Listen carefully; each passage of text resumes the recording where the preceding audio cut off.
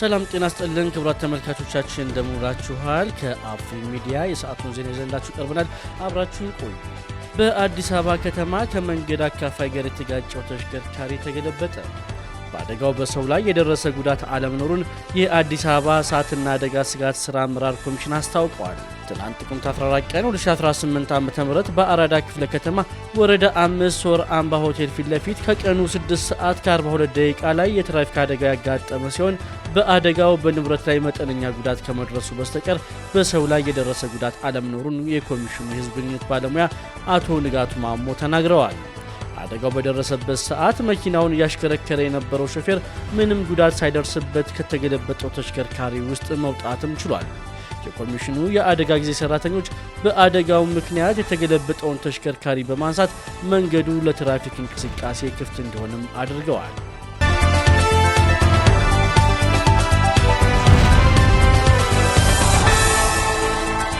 በወሊሶ ከተማ ሐሰተኛ የብር ኖቶችን በማዘጋጀትና በማሰራጨት የተከሰሱ 5 ግለሰቦች በእስራት ተቀጡ። በደቡብ ምዕራብ ሸዋ ዞን በቾ ወረዳና ወሊሶ ከተማ ሐሰተኛ የብር ኖቶችን በማዘጋጀት በማሰራጨትና በመደበቅ የተከሰሱ 5 ግለሰቦች በእስራት ተቀጥተዋል።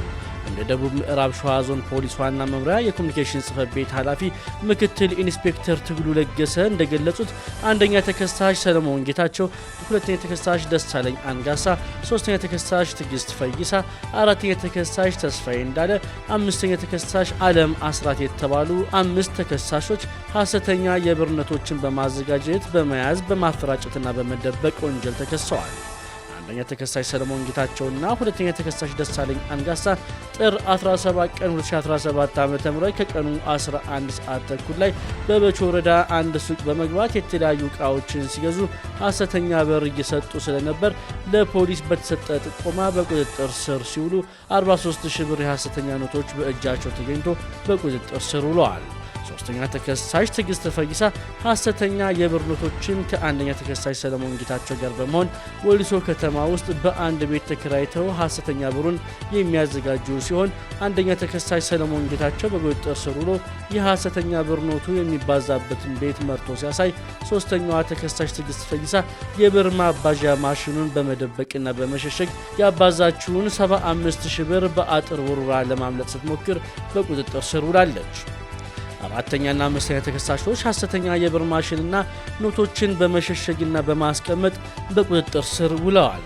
ፖሊስ በ5ቱም ተከሳሾች እጅ ላይ የተገኘውን የ43000ና የ75000 ብር ኖቶችን በባንክ ባለሙያዎችና ማሽን በማስመርመር ሐሰተኛ መሆኑን ሊያረጋግጥ የቻለ ሲሆን የምርመራ መዝገቡንም በበቂ ማስረጃ በማጠናከር ለአቃቢ ሕግ ልኳል።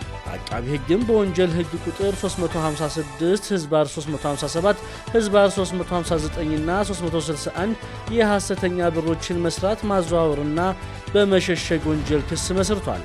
በአቃቢ ሕግ የተመሰረተውን ክስ የተመለከተው የደቡብ ምዕራብ ሸዋ ዞን ከፍተኛ ፍርድ ቤት ሰሞኑን በዋለው ችሎት አንደኛ ተከሳሽ ሰለሞን ጌታቸው በ9 ዓመት ከ8 ወራት እስራት፣ ሁለተኛ ተከሳሽ ደሳለኝ አንጋሶ በ3 ዓመት እስራት፣ ሶስተኛ ተከሳሽ ትግስት ፈይሳ በ7 ዓመት ከ9 ወር እስራት፣ አራተኛና አምስተኛ ተከሳሽ በ6 ወር ቀላል እስራትና በገንዘብ እንዲቀጡ የተወሰነባቸው መሆኑን ምክትል ኢንስፔክተር ትግሉ ለገሰ ጨምረው ተናግረዋል።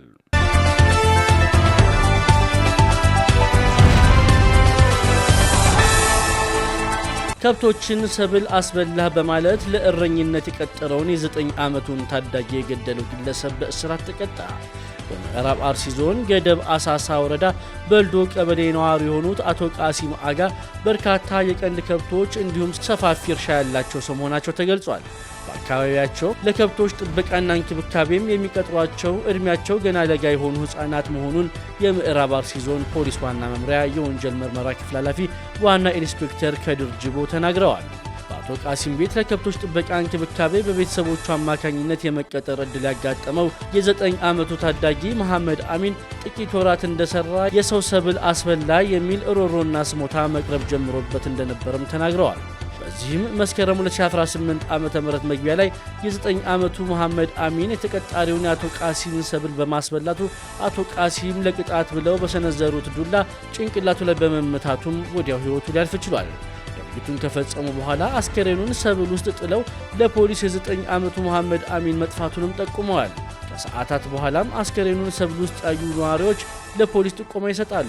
ፖሊስም የወደቀውን የ9 ዓመት ልጅ አስከሬን አንስተው በሆስፒታል በማስመርመር ባደረጉት ማጣራት የድርጊቱ ፈጻሚ ቀጣሪው አቶ ቃሲም መሆናቸውን ተረጋግጦ በቁጥጥር ስር ውለዋል።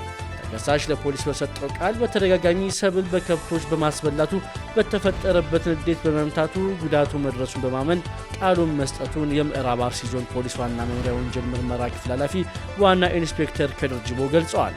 ፖሊስም የምርመራ መዝገቡን በበቂ ማስረጃ በማጠናከር ለአቃቢ ሕግ የላከ ሲሆን አቃቢ ሕግም በወንጀል ሕግ ቁጥር 540 ተራ የሆነ የሰው ግድያ ወንጀል በመጥቀስ ክስ ይመሰረትበታል። በአቃቢ ሕግ የተመሰረተውን ክስ የተመለከተው የምዕራብ አርሲ ዞን ከፍተኛ ፍርድ ቤት ጥቅምት 5 ቀን 2018 ዓ.ም በዋለው ችሎት ቃሲም አጋ ጥፋተኛ ተብሎ በማስረጃ በመረጋገጡ በ14 ዓመት እስራት እንዲቀጣም ተወስኖበታል።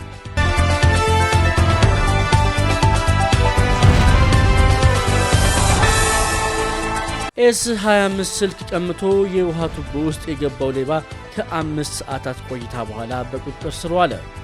ከአንድ ግለሰብ ስልክ ቀምቶ የቆሻሻ ማስወገጃ ቱቦ ውስጥ በመግባት ሊያመልጥ የነበረ ተጠርጣሪ ከ5 ሰዓታት ቆይታ በኋላ ከነ ኤግዚቢቱ መያዙን የአዲስ አበባ ፖሊስ ጠቅላይ መምሪያ ገለጸ።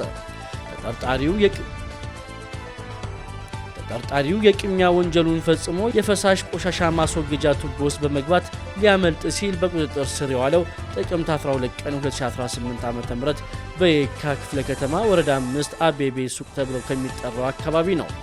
ተጠርጣሪው የግል ተበዳይ ከባንክ ብር አውጥተው ሲወጡ ጠብቆ የዋጋ ግምቱ 120 ሺህ ብር የሚያወጣ ሳምሰንግ አልትራ ኤስ25 ስማርት ስልክ በመንጠቅ በአካባቢው ወደሚገኝ የቆሻሻ ማስወገጃ ቱቦ ውስጥ ገብቷል።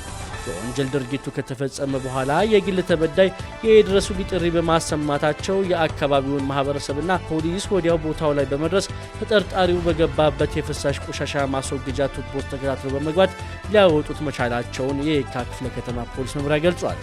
ተጠርጣሪው ከቱቦው ውስጥ ሲወጣ ስልኩን ትቶ የወጣ ቢሆንም ፖሊስ ተጠርጣሪውን በድጋሚ ወደ ቱቦው ውስጥ ይዞ በመግባት ስልኩን ከጣለበት ውሃ ውስጥ እንዲያወጣው ማድረጉን የምርመራ መዝገቡ ያስረዳል። በዚህ አይነት የወንጀል ተግባር ላይ የሚሰማሩ ወንጀል ፈጻሚዎች ከሕግ እንደማያመልጡ አውቀው ከድርጊታቸው ሊቆጠቡ እንደሚገባ የአዲስ አበባ ፖሊስ ጠቅላይ መምሪያ አሳስበዋል።